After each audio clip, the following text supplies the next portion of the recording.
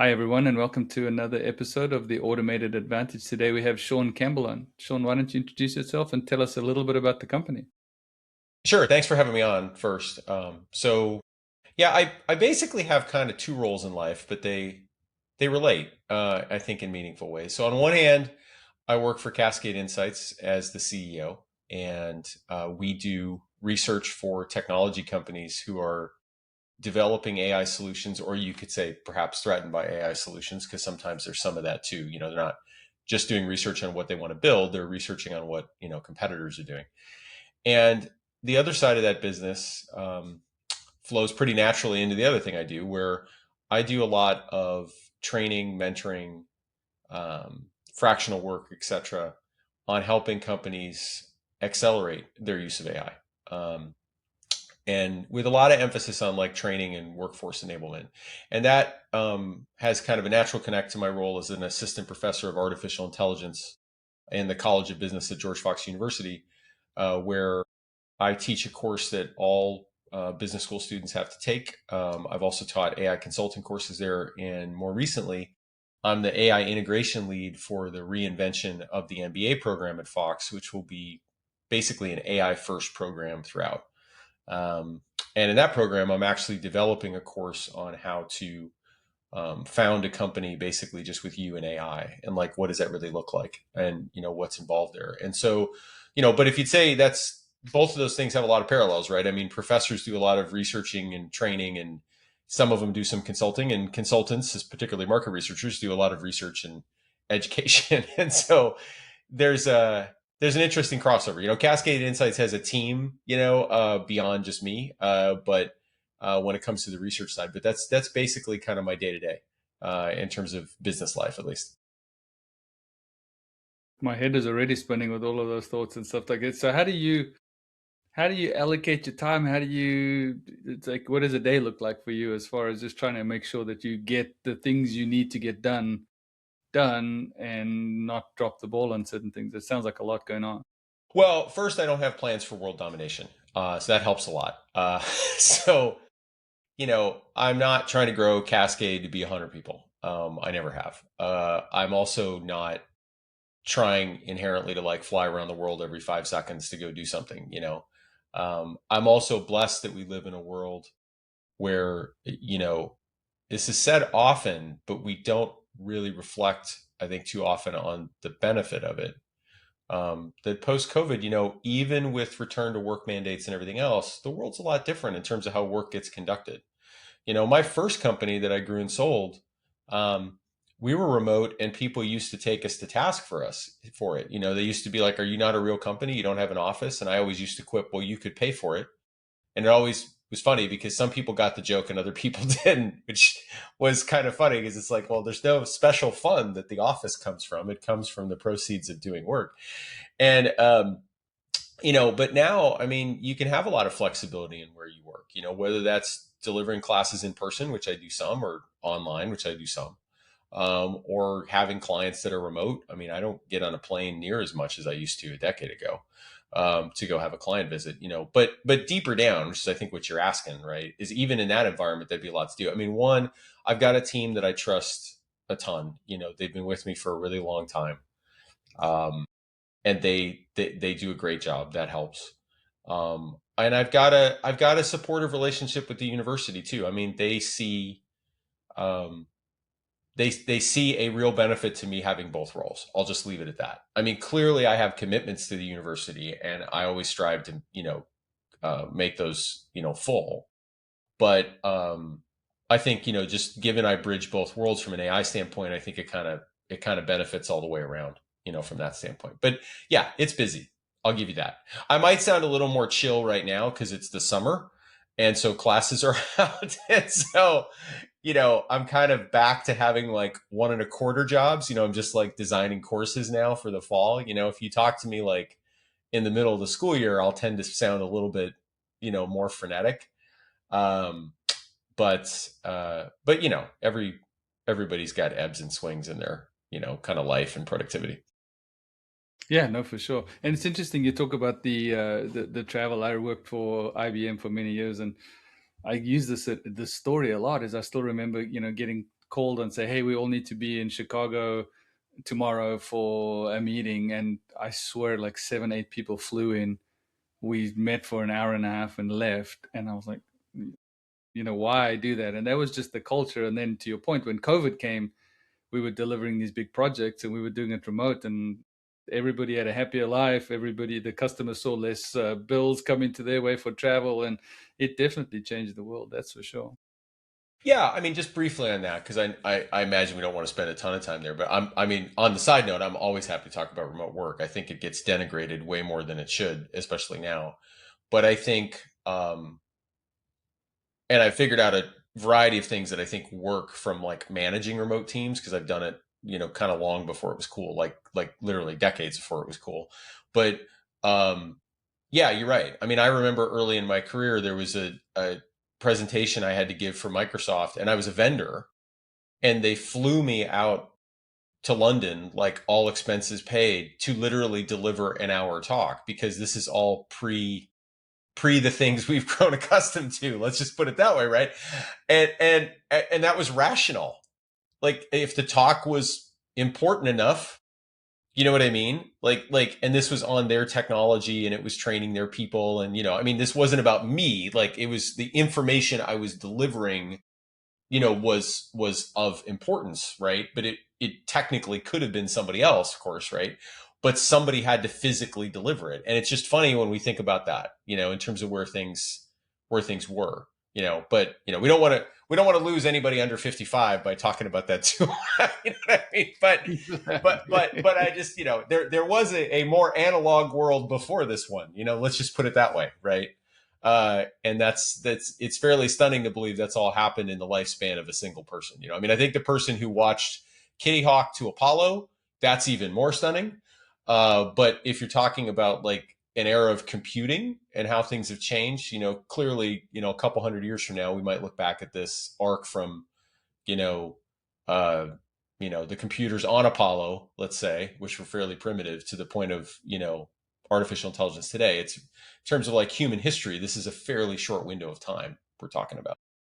Yeah, no, for sure. It feels like every day we've advanced a year, 2 years. I don't know what it is. It just feels Right. like I just uh, gave Google my avatar because I have the Ultra account and up popped all the things that I don't have Spark yet. I guess I'll get that next week with the Ultra account, but a whole bunch of new stuff showed up in my Gemini account because I'm an Ultra subscriber, and I was like, and I know there's probably some people that are like, you gave them your photo and I'm like, okay, our photo is in so many databases already.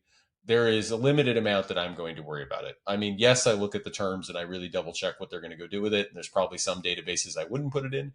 But it's worthy of the experiment. So we'll see what I get to do with that. I actually fired off a video with Omni and my new avatar in Gemini, like just before I joined this call. So when we're off, I'll go see how good it is. See yeah, if I they did mean a good job with it. it's incredible. And similar vein, I recorded a webinar for a local chamber of commerce the other day, and I was trying to do a version of it so that I could put it up on LinkedIn. And I decided to go into Notebook. I took the script and I created 4 videos in the space of 20 minutes that are so informative that I'm like, I don't have to sit there and then stop the button because I pushed the wrong thing and all of that stuff. It was very different in the sense of getting some quality information out there, or quality output out there with very limited input. So yeah, and all Well, of these things.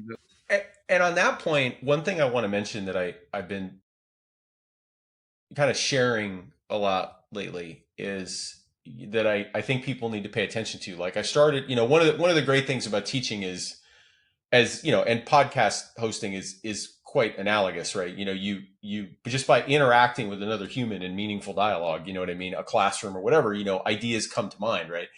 Not to say you can't iterate those with an AI. Like I've told folks, like, don't discount AI's ability to, generate multiverses and be a good critical thinking partner. It can do that differently than a human, to be clear, but it can still do that. And, what you're getting at is something that I think people are only starting to come to grips with, is that when the cost of producing visual output drops to near zero, especially relative to what it used to be, right? It's why PowerPoint decks forever in corporate America were full of bullets and text. We all knew it was wrong. We all know we should make more visuals, but we sighed and we said, well, I have time to make 2 visuals, and I'm going to stick them at the front and the end. And hopefully they're good. And if they're not good, I'll make them with smart art or whatever thing the platform gives me, and they'll be okay. And I'll just say that's all I had time for, right? And we'll fill in the gaps for their own personality and emotional impact, right? But Notebook LM is a perfect example of that. I mean, the cost to produce audio visual output, if you will, is rapidly dropping. And I think that has a whole bunch of knock-on impacts. Now, there's a huge issue to what impact it has to the creative industry. And funny enough, at the moment, I've created like a tiny little tempest in a teapot by something I posted on some guy's comment about something Seth Rogen posted. Not that Seth Rogen has any idea I even exist. This guy was like talking about Seth Rogen, right? You know what I mean? But about this AI's impact on creatives. And I'm kind of watching the thread bounce around as we're talking. But anyway, I think that has a huge impact for business communication, right? Because you need to be training employees to really be thinking about their visual style, like not just corporately, but individually and at a team level. Like it was really rare for a team to have a visual style. Like if you jump back 10, 15 years, you're like, ooh, the insights team, they have a really cool deck format. You know, like that was like, oh, they must have spent real time on that. You know what I mean? I think we're going to see a lot of things change in how we communicate with each other. And creatives may rightly in some cases, I don't agree with all cases, but they might rightly bemoan what's being lost in some cases. But I think what they're missing is, but wouldn't it be a wonderful place if everybody communicated just that much better? I mean, even if you could go critique the lighting in the AI generated image, fine, feel free to do that. But I might be able to evoke a much more authentic reaction from somebody than just a bunch of bullets. And that's something Yeah, I think we'll see people talking about more, you know. yeah, and I think that, I mean, to me, there's so many things to unpack there. One of them is this whole, okay, that's fine. I mean, yes, is it going to impact the creative community? But at the same time, if you look at these transformational companies that have impacted, and we use the same examples all the time, the Ubers of the world, the Airbnbs of the world. They took an industry that was so stale and so boring and put a unique spin to it. And I think, and then you kind of fast forward to what we're talking about, things like Notebook and things like that. It's like good enough is good enough these days. I think it's like it's gonna be what you need to get things out there without spending hundreds of thousands of dollars in getting.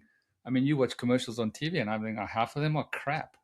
Right, It's right. like, Well, yeah. You keep going though, because I was going to comment on that, but go no, ahead. I'm Yeah. good. So I was kind of agreeing with you, and just like this evolution of the world is, we need to think of it differently. Well, we do, right? And I think I don't even think we have to settle for it's just marginal.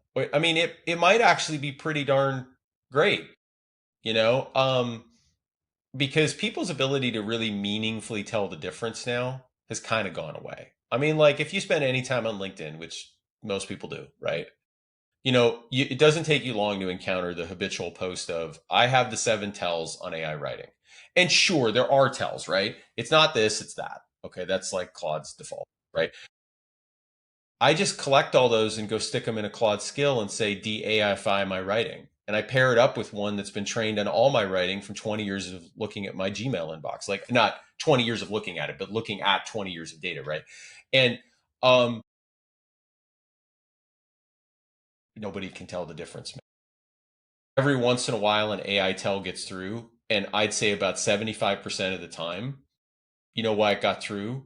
Because it's how I write.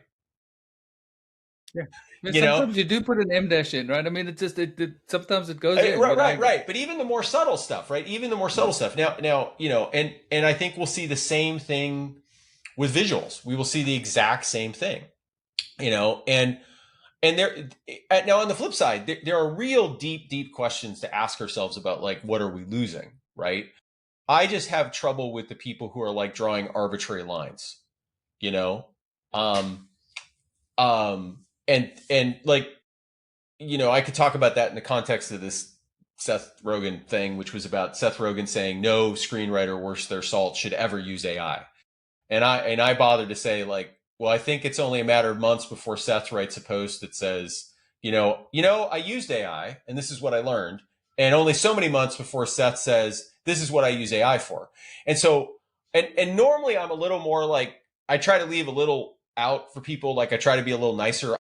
It's just, I grew up in Chicago. It's kind of a direct area. I live in Oregon now, but like, I still have this kind of direct tone at times.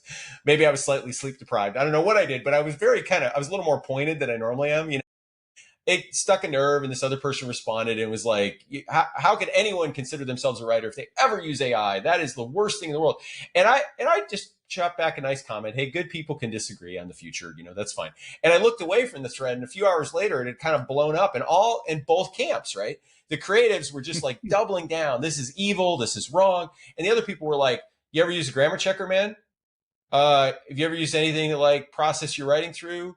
And longer discussions about like, what does it mean to create? What does it mean to use data as a derivative? What does it mean to use a medium to create? Right? These are. It's just so. I understand the angst. I do. I see it when students are sitting in front of me. I totally see it as they're trying to decide what they feel out of their God-given abilities is still going to be around after AI, right? Like, but that's an interesting question of itself, right? Are we defining that by simply what society wants, right? I mean, saddle making was a skill. It was. There is one saddle making company that I'm aware of within 100 miles of me, and it's in Malala, about 25 minutes from me. And I think about the guy every time I drive by his shop. Right? This is Oregon. We have lots of horses, big open range. You know what I mean? You go to the eastern part of the state, we still have lots of horses and cattle. And you know what I mean? The eastern part of the state's pretty depopulated. You know what I mean? It's beautiful. I love going out there. Beautiful scenery. But um, you know, I sometimes caution students, don't define your skills based on what society wants in that moment. There's probably something deeper under that that's actually what you're driven to do. And a story on that, I didn't mean to go this long in this, but I think this is an important bookend to that. Like I had this conversation with a student once, right? And it's one of those great things about teaching where, the students will draw something out of you that you didn't really plan to even think through at the moment.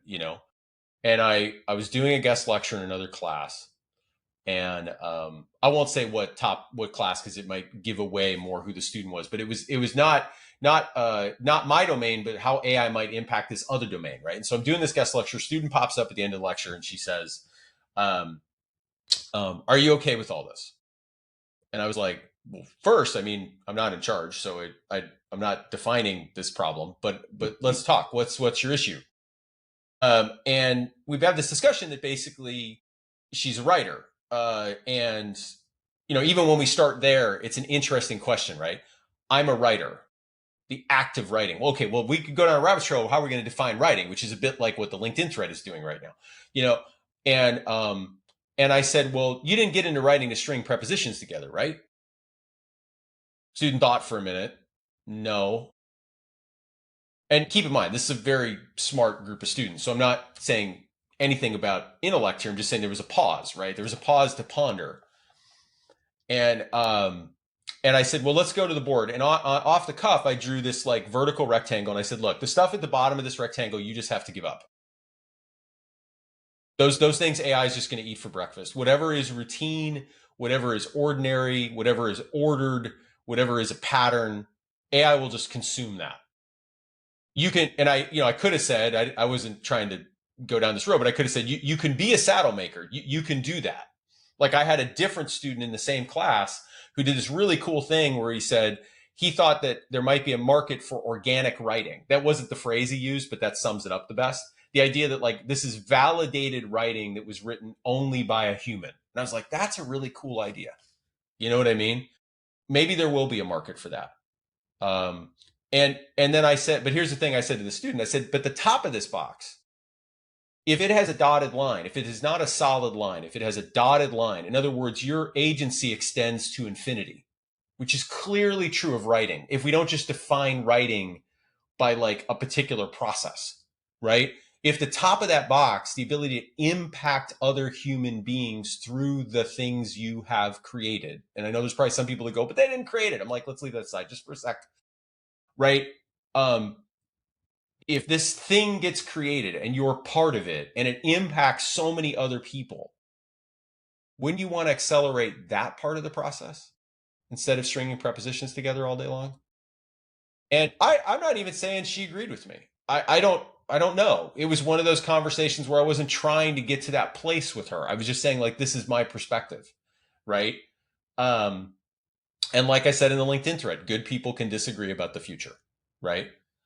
Um, but I think there's a lot of interesting questions we haven't remotely solved. I mean, when it comes to certain career paths and skills and what AI is going to do to it, and I tell people all the time, if you're not thinking about that,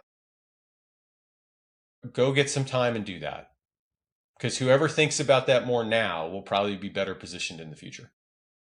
Yeah, and I think, and I really appreciate that line of thinking, because I do think that there's a massive component of that you talked about, which is the what if it made a positive impact on the world? Like that should be our consistent thinking. And it's so what where you got it from. The world has changed, Well, it's and like the stuff you're building, right? The training material or whatever it was you're building, right? I mean, you're clearly communicating in that you feel you're generating a bigger impact, right? More meaning, more uptake. And if it's valuable, which I'm assuming it is, right? I mean, I'm enjoying talking to you. I have a feeling whatever else you were doing was pretty valuable too, right? Like, um, why wouldn't you want to spread that? yeah, exactly.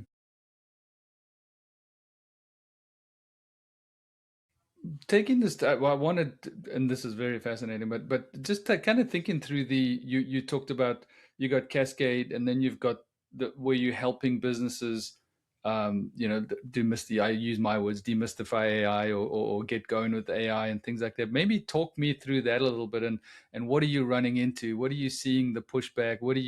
Or the positives? I mean, just share a little bit about that. That'd be interesting, I think. Yeah, there's a lot there. I mean, we're at a place now where we're having, I don't think it's too far to say everyone's job getting evolving. I almost said reinvented, but it's so overused, right? Um, and it kind of reinventing almost sounds like everybody ends up in a better place. You know what I mean? And that's maybe not what's going to happen. Medical transcriptionists. I don't think we're going to have too many of those anymore. Um, so there's definitely a conversation, I think, if you're an individual, on what is a safe path for me. And that always seems to leak out in the training. Like at some point, somebody in the training feels safe enough to bring that up. It happened the other day. I was talking to, well, let me not say what kind of role, just to play it safe, but it was a role that is logically threatened by AI. Not medical transcription level, but like, a meaningful business role, but one that if you knew what it was, you'd be like, yeah, I could see AI really hurting that role. And in the middle of a bunch of discovery calls with the team, somebody just coughed up. I just want to make sure we're not obliterated in the end, right? Because we're in this weird position where the minute we give an AI tool to our stakeholders, there's almost no reason for us to be around anymore for that tool. And now I think that's not the best perspective, and I don't know if I even agree with that perspective, but I understood the angst, right? Like it's like a creative going to their boss and saying, like, I found this great tool that makes great posters and it does all this kind of, I'm just making it up, right? Could be anything, right? And they're like, look, that's amazing. And then they immediately go, wait a minute, I like making posters. Right? Like what? So hold on, what did I just do? It's so there's that. There's this personal angst. I think from a leadership level, I would say there's so much joy it's almost disturbing, and I want to unpack that a bit. Like I get it, okay, I get it as a business owner. I've been a business owner for over 20 years. business owners, we all do the same. I shouldn't say we all do the same thing, but at some point, there's fundamental things you have to do. Otherwise, you won't own a business for long. You have to like look at your P&L. You have to look at your profits and your losses, and you have to look at like where you're generating the most money and the least money, and which clients to keep and which ones to let go, and what service lines to keep, which ones to let go, what employees are good, which employees are not so good. You have to do this. Everybody does it a little differently, but you all have to do those types of activities. And so, something wanders into the room and it deals with constant challenges. Okay, well, maybe I don't have to hire as many people. Maybe I don't have to hire that kind of people. Maybe we can do this thing so much cheaper and still charge the same, you say yourself, right? Of course, that begs a whole market question that we could get into. It's kind of interesting that I don't think people are wrestling with as much, particularly in services. But I think the problem I see is that executives will tend to bounce toward their team and almost joyously go like, "This is amazing! Like, look at all this great stuff!" And then they walk out of the room, right? Like there was this Zoom Info CEO video that made the rounds a couple months back, and in the middle of the video, and he said some decent stuff in there, but there's this one point where he's like, "We went from 26-2 for this one team, 26-2." And the section's only about 3 minutes in the video. It's actually like coded, the little like YouTube highlight thing says like 26-2, right? Almost like YouTube itself is going, woo, 26-2. Nowhere in that did he say anything about how he handled the impact of taking 24 people and telling them to go do something else. Nowhere. He was just overjoyed. And I understand there's a difference between public comms and internal comms, but I think we're all adults and we can look at the way somebody leans into something and go, I bet you didn't really give a rip about the 24. Technically, you just gave a speech like, in an AI world, you have to find your path, young man. Go find another job here or elsewhere. Sorry. And I think the problem is at the same time you're trying to tell your team, go learn AI basically on your free time. I feel very fortunate to work with organizations that actually do want to train their team. And I feel really fortunate to work with a university that wants students to walk out and actually be equipped to use AI meaningfully, and in ethical ways. But let's be honest, there's a percentage of the market that just is like, we just got to kind of figure this out, man. Suck it up, go figure it out, And I have a huge issue with that because one, you're asking people to do that in this really emotionally weird world where they're creating the thing that might destroy them, which is kind of odd, right? And you're not really giving them a pathway to what it means. At least some of these guys aren't. And secondly, I think you have a different problem, which is most teams, I think, do better if they have an AI integration lead of sorts, right? Where that person is the one, and I don't mean from IT. We should probably come back to that. I very much do mean do not from IT. But somebody in your team, somebody might hear AI integration lead and think, well, that's IT, right? Like someone in your team that knows what you do, what your outcomes are, lives in your current processes, right? Or understands your job role from the outside, right? Like has affinity for that job role. Like they really understand the job of marketers and sellers and whatever it is. And that person comes in and really can look at a job role and understand what can be safely automated today. Because as we move from, I don't even like to say move, because we're going to be chatting with AIs, talking with AIs, more often soon. That's a different point, right? People don't realize how much we're going to be actually like talking to AI platforms versus chatting. But we're going to still be interacting at that kind of one-on-one level. But then we are building AI-centric workflows and agentic, even though that term is slathered over way too many things. But like, and once you get to that workflow agentic side, you actually have somebody who has to have a very different temperament, I've noticed. And it's hard to ask your entire team to stand outside of themselves in this emotionally charged environment, look down at what they're doing and say, this 20% of this 100% process is the part that AI can safely and meaningfully compress to 2%. That's not a skill everybody natively has, right? It's not. And to just assume that not only can everybody pick up the fastest moving technology change ever on Saturdays, and to assume that somehow they can just magically workflowize their own work, when we always thought that was kind of a skill of a particular type of human being to figure that out. and or to have IT ride in on a horse and basically say, we'll solve this for you.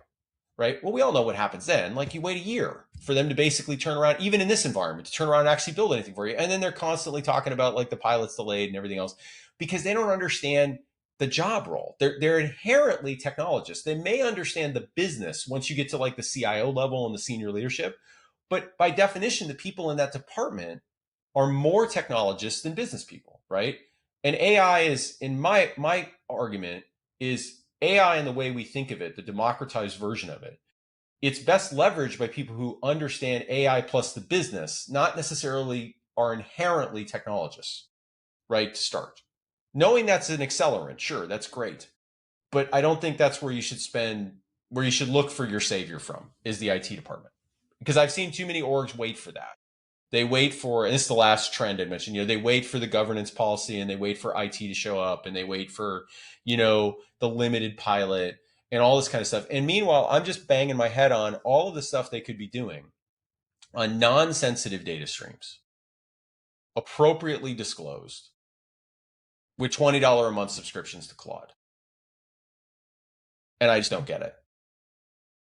So Yeah. that drives me crazy. I feel like those companies are going to wake up with the world's largest headache in 2 years because they're going to be like, why did we let IT own the whole thing? We were idiots. And I'm sure somebody And in I think IT right now is like screaming. And I'm not trying to denigrate IT in general. I'm saying for this particular technology rollout to leave the hands of IT over the whole thing is really, really dangerous. At least that's my opinion. no, and it's a strive. I agree with that opinion 100%. And I think it highlights a couple of things. First of all, the world is changing, and here's another area that the world is changing. The interesting thing, I just wanted to go back to what you said earlier. I was working with a company a year or so ago that literally said to their employees, if you don't use AI in your day-to-day tasks, your bonus will be impacted. And so the first question is, which tool do you want us to use? How do you want us to use it? How are you going to measure it? All of these things. And they were like, if you don't use AI in your day-to-day tasks, your bonus is going to get impacted. And then you see things like, and for those that are, I'm just slang enough aware of non-Gen X stuff, the stuff that's younger than me, to know this is mirroring off another trend. But I'm sure you've heard of token maxing, right?